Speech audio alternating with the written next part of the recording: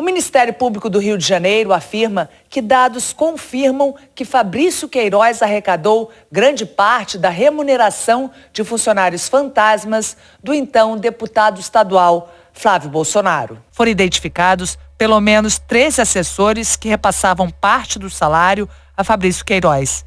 Ele recebeu 483 depósitos na conta bancária, no valor total de mais de 2 milhões de reais. O documento divide os suspeitos de terem maior relevância nesta organização em 6 grupos.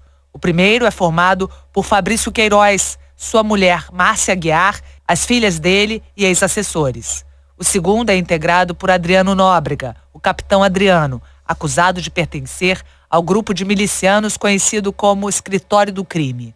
O quinto envolve Alexandre Santini, sócio de Flávio Bolsonaro na empresa Bolsotini, chocolates e café.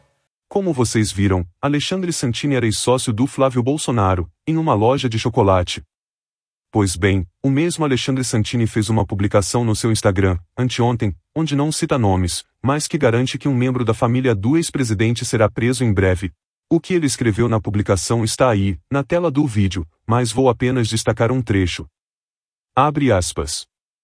Não estou falando de JB. Vieram te buscar, mas conseguiu correr. Não adianta tentar escapar, tudo é questão de tempo, pois provas não faltam para seus inúmeros crimes na política, que vão te levar para a prisão. Fecha aspas. Também é bom lembrar que o passado desse Santini não é dos melhores. E a prática de falcatruas financeiras de Flávio Bolsonaro não se limita à política. Em depoimento ao Ministério Público do Rio de Janeiro, que apura o esquema das rachadinhas na Alerj, o antigo dono da loja de chocolates comprada por Flávio relatou ter sofrido ameaças. O fato ocorreu após ele tentar denunciar um esquema de notas frias praticado pelo então deputado no estabelecimento. Cristiano Correia Souza e Silva vendeu a loja para Flávio em 2015. Ele afirmou no depoimento ter sido informado por clientes de que a loja vendia produtos abaixo da tabela. Cristiano então informou a sede da Copenhagen, que confirmou ter recebido a denúncia e multou a loja.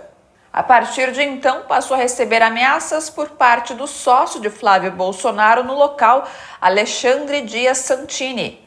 O MP suspeita que Santini atuava como laranja de Flávio Bolsonaro na loja, utilizada como fachada para lavagem de dinheiro. A verdade é que, se não fosse o Jair Bolsonaro ficar trocando toda hora de delegados da PF, e até mesmo o chefe da PF, o Flávio Bolsonaro já estaria muito mais encrencado do que parece estar hoje. O ministro Toffoli, presidente do Supremo Tribunal Federal, deu uma liminar sustando por mais de 8 meses as investigações sobre o filho dele, que correm no Ministério Público do Rio de Janeiro. 9 recursos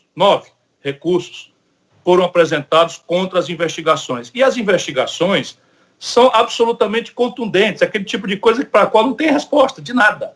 Só que no curso delas, eles encontraram crimes muito mais graves do que esse negócio de roubar dinheiro de funcionário fantasma, que é a conexão com as milícias do Rio de Janeiro e os mecanismos de lavagem de dinheiro. Por exemplo, já existe claramente, a grande mídia brasileira não deu bola para essa informação que já saiu no Intercept, isso aqui é uma coisa absurda na grande mídia brasileira, em que se descobriu a contaminação do dinheiro roubado dos gabinetes dos filhos do Bolsonaro para financiar prédios em áreas ilegais dominadas pelas milícias em Rio das Pedras e outros lugares, por onde se cobra R$150 mil por um prédio ilegal ou aluguéis, à força de ameaça de morte que as milícias fazem.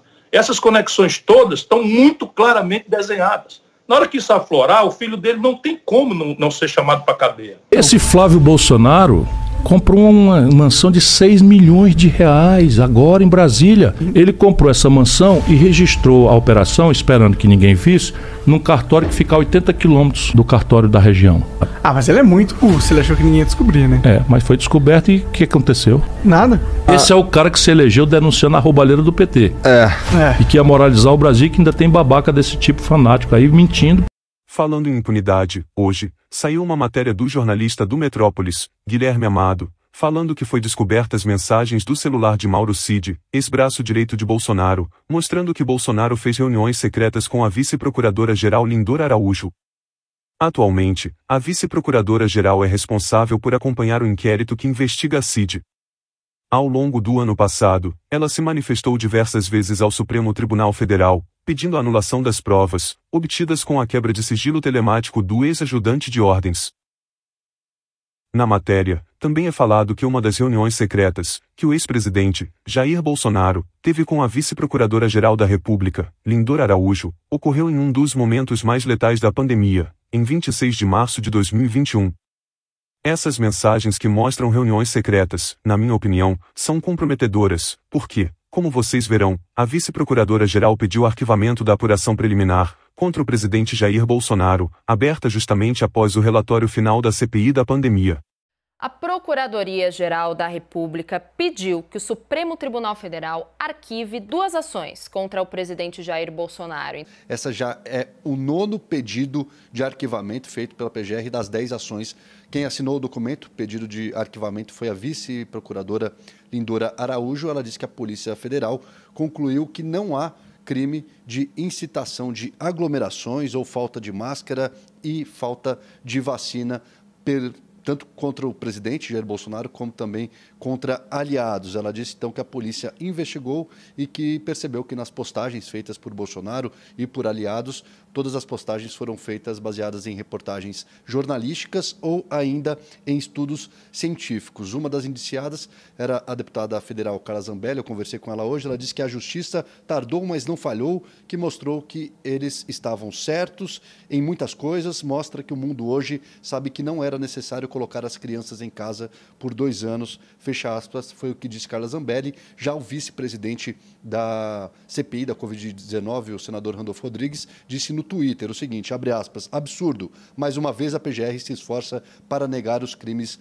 de Bolsonaro, fecha aspas. Só para finalizar, hoje também Lindora reiterou o pedido que já havia feito em setembro sobre aquela possível interferência de Bolsonaro na Polícia Federal ao trocar o comando da PF, isso em abril do ano passado, que culminou na saída de Sérgio Moro do Ministério da Justiça e Segurança Pública. Ela também pediu arquivamento do pedido de investigação contra o ex-presidente Jair Bolsonaro por criticar o sistema eleitoral durante reunião com embaixadores, em julho do ano passado. A vice-procuradora, Lindor Araújo, defendeu que não houve crime na conduta do ex-presidente. A vice-procuradora da República, Lindor Araújo, defendeu no parecer que não houve crime na conduta do ex-presidente e que não existem elementos capazes de justificar uma investigação criminal. O pedido contra Jair Bolsonaro foi apresentado por deputados de oposição que o acusam de abolição violenta do Estado Democrático de Direito, incitação das Forças Armadas contra os poderes constitucionais e de crime de responsabilidade. Lindor Araújo defendeu que a manifestação de Bolsonaro sobre as urnas eletrônicas foi crítica e despropositada, mas que não pode ser enquadrada como cometimento de crime contra o Estado Democrático de Direito. Além disso, a PGR também defende que essas declarações não têm o efeito de estimular apoiadores em atos criminosos.